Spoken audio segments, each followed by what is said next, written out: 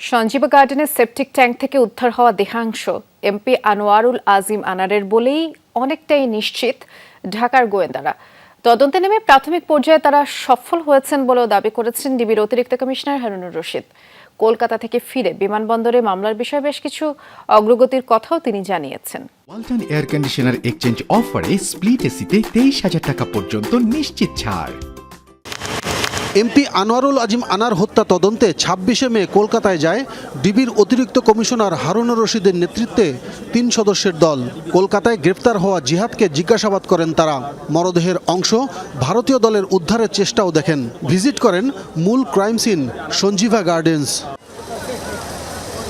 অ্যাপার্টমেন্টের septic tank থেকে উদ্ধার করা হয়েছে কয়েক কেজি মাংসের টুকরো, যা পাঠানো হয়েছে ফরেনসিক টেস্টে। ওই মাংসবিশেষ মানুষের কিনা তা জানা যাবে আনুষ্ঠানিক ফরেনসিক রিপোর্টে। পরে ডিএনএ পরীক্ষা করে নিশ্চিত হওয়া যাবে তা এমপি আনোয়ারুল আজিমের কিনা।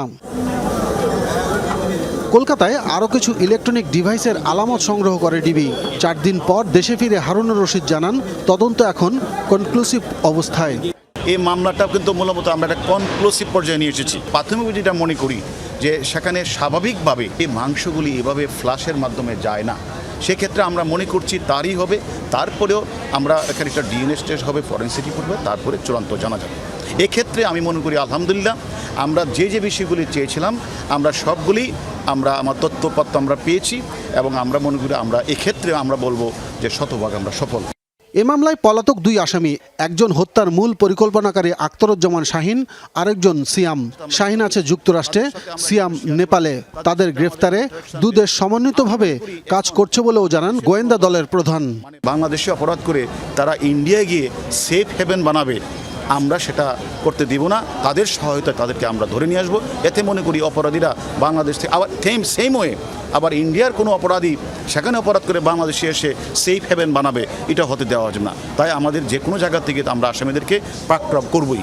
কলকাতা থেকে ঢাকা আসার পথে সুভাষ বসু বিমানবন্দরেও কথা বলেন হারুন। জানান, উদ্ধারকৃত মাংসের ফরেনসিক ও ডিএনএ টেস্টের রিপোর্ট দ্রুত পাঠাতে ভারতীয় প্রশাসনকে অনুরোধ করেছেন তারা।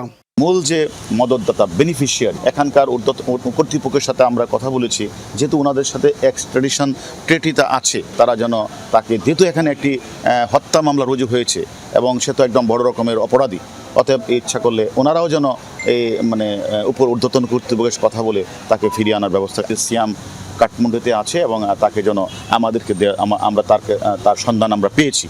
প্রতিকূল আবহাওয়ায় খালসহ বিভিন্ন জায়গায় দেহাংশ খুঁজতে তল্লাশি চালানোয় সিআইডির সংশ্লিষ্টদের ধন্যবাদ দেন ডিএমপির ডিবি প্রধান। আশা করেন দ্রুতই এমপি আনার হত্যাকাণ্ডের আসল রহস্য উদ্ঘাটন হবে। আব্দুল্লাহ তুহিন, যমুনা নিউজ, ঢাকা।